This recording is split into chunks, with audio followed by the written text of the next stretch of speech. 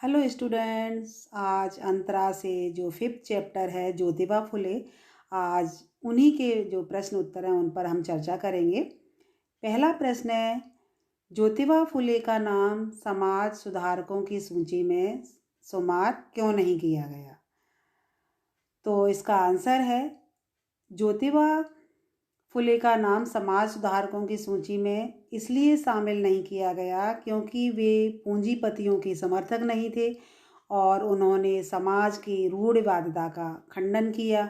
वे गरीबों, शोषितों और स्त्रियों को समान अधिकार दिलाना चाहते थे। स्त्री को भी वे पुरुष के बराबर अधिकार हो। उन्होंने नारी शिक्षा पर भी विशेष जोर दिया। वह ऐसा समाज स्थापित करना चाहते थे जिसमें सभी का विकास हो, मतलब वहाँ कोई छोटा बड़ा नहीं, सबको समान अधिकार मिले।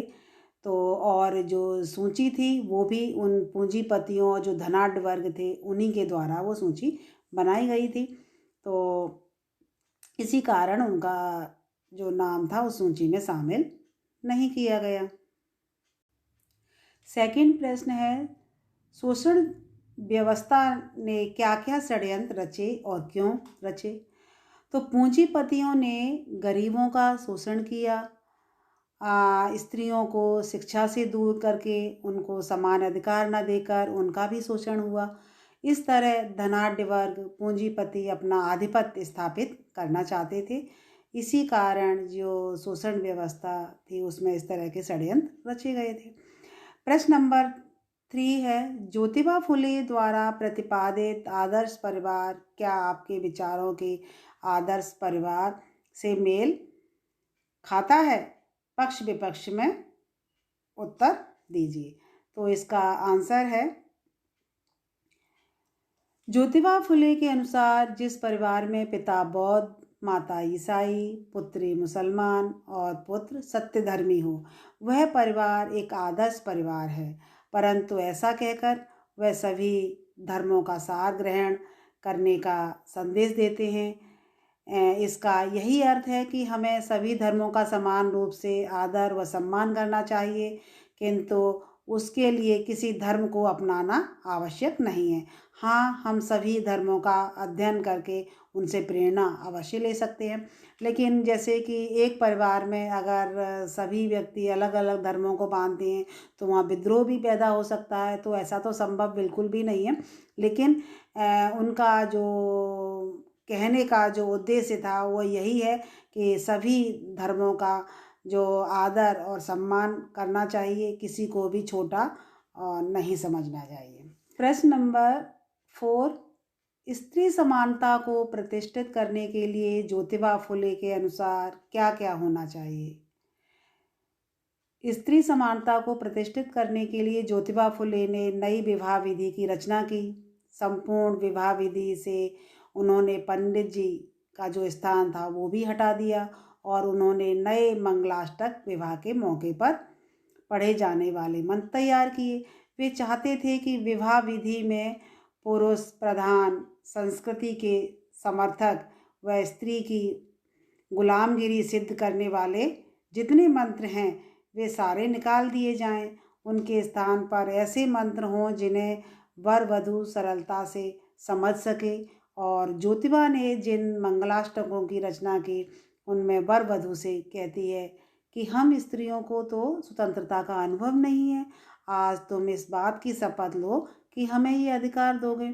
यह आकांक्षा जो उनकी इच्छा है वो केवल वधू की ही नहीं बल्कि गुलामी से मुक्ति चाहने वाली हर स्त्री की ये इच्छा है कि स्त्री के अधिकारों और स्वतंत्रता के लिए ज्योतिबा फुले ने हर संभव प्रयास किया। क्वेश्चन नंबर 5 है, सावित्रीबाई के जीवन में क्रांतिकारी परिवर्तन किस प्रकार आए? क्रमबद्ध रूप में लिखिए। ज्योतिबा फुले ने अपनी पत्नी सावित्रीबाई को शिक्षित किया। उन्हें मराठी भाषा ही नहीं बल्कि अंग्रेजी लिखना पढ़ना और बोलना भी सिखाया। सावित्रीबाई के बचपन से शिक्षा में दिलचस्पी थी और उनकी ग्रहण करने की जो शक्ति थी वो भी काफ़ी तेज़ थी। वो मतलब जब भी वो पढ़ती थी तो उसको जल्दी समझ जाती थी। शिक्षित होने से उनके जीवन में क्रांतिकारी जो परिवर्तन आए, उन्होंने अपने साथ लाए ईसाई पुस्तकों को पढ़ा जो बचपन में उनको दी गई थी, और उसको भी उन्होंने इतना संभाल के रखा। अपने पति के साथ मिलकर कन्या विद्यालय की स्थापना की, और विद्यालय खोलने के कारण उनके सास ससुर ने उन्हें घर से भी निकाल दिया। उसके बाद उन्होंने निडर होकर के समाज में सभी से, तो वह पीड़ितों को समानता का अधिकार दिलाने का उन्होंने निश्चय किया कि सभी को समानता का अधिकार मिलना चाहिए। क्वेश्चन नंबर 6, ज्योतिबा फुले और सावित्रीबाई के जीवन से प्रेरित होकर के आप समाज में क्या परिवर्तन करना चाहोगे? चाहे वो विद्यार्थी है, छात्र है, या कोई युवा पीढ़ी से जो भी है, मतलब उनका क्या योगदान है उसमें। तो ज्योतिबा फुले और सावित्रीबाई ने हर मुकाम पर कंधे से कंधा मिला कर के काम किया। दोनों ने मिलकर के और कुरीतियों तथा पारंपरिक अनीतिपूर्ण रूढ़ियों को ध्वस्त करने का प्रयत्न किया। उनका जीवन एक आदर्श दाम्पत्य का उदाहरण है। हम सभी उनके जीवन से प्रेरणा लेकर समाज में एक दूसरे के प्रति एवं एक लक्ष्य के प्रति समर्पण के भाव पैदा करने का प्रयत्न करेंगे। साथ ही सामाजिक कुरीतियों तथा अंधविश्वासों को ध्वस्त करने के लिए प्रयासरत रहेंगे। समाज में फुले दंपति द्वारा किए गए सुधार कार्यों का किस तरह विरोध हुआ? ज्योतिबा फुले और सावित्रीबाई को समाज में किए गए अपने सुधार कार्यों के कारण निरंतर व्यवधानों, अड़चनों, लांछनों और बहिष्कार का भी सामना करना पड़ा। मतलब उन्होंने जो भी मतलब समाज के लिए कार्य किया था, तो उसमें बहुत से व्यवधान आए थे, बहुत सारी अड़चनें आई थी, उन पे लांछन भी लगे थे और उनका बहिष्कार भी कर दिया गया था। तो ज्योतिबा के जो धर्म भीरु पिता ने पुरोहितों जो धर्म का आचरण करते थे, तो उन्होंने उनके जो पुरोहित, उनके जो रिश्तेदार थे, उन्होंने उन पर दबाव डाला और अपने बेटे और बहू को उन्होंने इसी कारण घर से बाहर निकाल दिया। सावित्री बाई फुले जब पढ़ाने के लिए घर से पाठशाला तक जाती, तो रास्ते में खड़े लोग उसे गालियां देते, थूकते उनके ऊपर, पत्थर मारते और गोबर उछालते, परंतु दोनों पति पत्नी सारी बाधाओं से जूझते हुए अपने काम में डटे रहे और उन्होंने जो मन में दृढ़ संकल्प लिया था और उसको पूरा किया। उनका दाम्पत्य जीवन किस प्रकार आधुनिक दंपतियों की प्रेरणा प्रदान करता है? तो यहाँ पर ज्योतिबा फुले और सावित्रीबाई ने सन 1840 से 1890 तक जो 50 वर्षों तक एक प्राण होकर के अपने मिशन को पूरा किया। आज के युग में जब प्रमुख वर्ग के दंपति कई बरस बाद अलग होते ही एक दूसरे को संपूर्ण नष्ट करने पर तुल जाते हैं, थोड़ा सा भी झगड़ा हुआ तो एक दूसरे को नीचे दिखाने की कोशिश करते हैं, वहीं इन दोनों का एक दूसरे के प्रति और एक लक्ष्य के प्रति जो समर्पित जीवन एक आदर्श दाम्पत्य की मिसाल बनकर चमकता है। एक दूसरे की मदद करते जाना और समाज में एक नया परिवर्तन लाना, सबके हित के लिए सोचना, सबका विकास हो। 9 है, ज्योतिबा फुले ने किस प्रकार की मानसिकता पर प्रहार किया और क्यों किया? तो ज्योतिबा फुले ने पूंजीवादी मानसिकता पर उन्होंने प्रहार किया जो धनाढ्य वर्ग था, और उन्होंने बताया कि राज सत्ता व पूंजीपतियों ने आपस में साँठ गांठ कर इस सामाजिक व्यवस्था और मशीनरी का उपयोग करती है और गरीबों का वो शोषण करती है।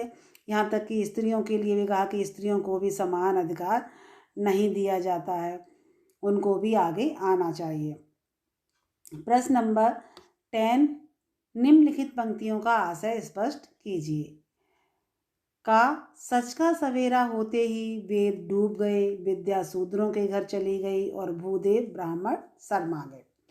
तो इस शोषण व्यवस्था के खिलाफ सेकंड है, दलितों के अलावा स्त्रियों को भी आंदोलन करना चाहिए। तो फर्स्ट का जो आंसर है यह जवाब मतलब ज्योतिबा ने पूंजीपतियों को दिया था, क्योंकि उन्होंने उन पर आरोप लगाया था। और फुले ने जवाब दिया कि सभी को शिक्षा प्राप्त करने का अधिकार है, और वेद हैं, चाहे वो उपनिषद हैं, चाहे कुछ भी ग्रंथ है, भगवत गीता है, रामायण है, या किसी भी धर्म का कोई भी ग्रंथ है, उससे हम सीख सकते हैं, उससे ज्ञान अर्जित कर सकते हैं। तो वो सभी को अधिकार है और उनको मिलना भी चाहिए। सेकंड, यहाँ लेखक ने स्त्रियों की दशा सुधारने की बात कही है। ज्योतिबा ने समाज की शोषणकारी व्यवस्था के खिलाफ आंदोलन चलाने की बात कही। दलितों को उनके खिलाफ संघर्ष करना चाहिए, और स्त्रियों की खराब दशा के लिए भी ये लोग जिम्मेदार हैं। नंबर 11, निम्नलिखित गद्यांशों की संदर्भ सहित व्याख्या कीजिए। स्वतंत्रता का अनुभव हर स्त्री की थी, मुझे महात्मा कहकर अलग न करें। तो ये 2 हैं। प्रसंग इसका है, प्रस्तुत गद्यांश हमारी पाठ्य पुस्तक अंतरा भाग 1 में संकलित पाठ ज्योतिबा फुले से ये लिया गया है। इसकी जो रचयिता हैं सुधा अरोड़ा हैं। इस निबंध में लेखिका ने ज्योतिबा फुले और उनकी पत्नी द्वारा समाज में किए गए शिक्षा और सुधार संबंधी कार्यों के महत्व को बताया है। व्याख्या की है यहाँ पर। ज्योतिबा फुले ने नई विवाह विधि की रचना की। उन्होंने नए मंगलाष्टकों की रचना की, जिसमें वधू को अधिक अधिकार दिया गए हैं, और वधू वर से कहती है कि अभी तक हम स्त्रियों को स्वतंत्रता का अनुभव है ही नहीं। वह यह शपथ लें कि स्त्री को उसके अधिकार देंगे, उसे अपने ढंग से जीने की स्वतंत्रता देंगे। क्या वो अपने ढंग से जी सकती है? यह इच्छा केवल वधू की ही नहीं, बल्कि यह इच्छा मुक्ति चाहने वाली हर स्त्री की है। फुले ने स्त्री के अधिकारों तथा स्वतंत्रता के लिए हर तरह के प्रयास किए। तो इसका जो विशेष है, खड़ी बोली का यहाँ प्रयोग किया है, भाषा सरल है, और नारी मुक्ति की जो इच्छा है वो यहाँ पर प्रकट हुई है। प्रसंग, प्रस्तुत गद्यांश हमारी पाठ्य पुस्तक अंतरा भाग 1 में संकलित पाठ ज्योतिबा फुले से अवतरित है। इसकी जो रचयिता हैं वो सुधा अरोड़ा हैं। इस निबंध में लेखिका ने ज्योतिबा फुले और उनकी जो पत्नी है द्वारा समाज में किए गए शिक्षा और सुधार संबंधी कार्यों के महत्व को यहाँ पर उजागर किया है। व्याख्या है, ज्योतिबा फुले को 1888 ईस्वी में महात्मा की उपाधि से सम्मानित किया गया। इस अवसर पर उन्होंने कहा कि मैं महात्मा नहीं बनना चाहता। उन्हें लगता है कि किसी भी व्यक्ति को महात्मा बनाकर उसे जीवन संघर्ष की सक्रिय भूमिका से अलग कर दिया जाता है। वे आम आदमी बनकर अपना संघर्ष जारी रखना चाहते हैं, और उन्हें कोई उपाधि नहीं चाहिए। वे समाज में सुधार लाना चाहते हैं। वे जनजीवन से जुड़े रहना चाहते हैं। उपाधि मिलने पर वे समाज से अलग हो जाएंगे। तो इसका जो विशेष है, ज्योतिबा की जो महानता है और जो उनकी विनम्रता यहाँ पर प्रकट हो रही है। खड़ी बोली का उन्होंने प्रयोग किया है, और भाषा जो है वो सरल भाषा का प्रयोग किया है। तो आप यहाँ पर ये इजीली आपको समझ में प्रश्नों के उत्तर आ गए होंगे। धन्यवाद।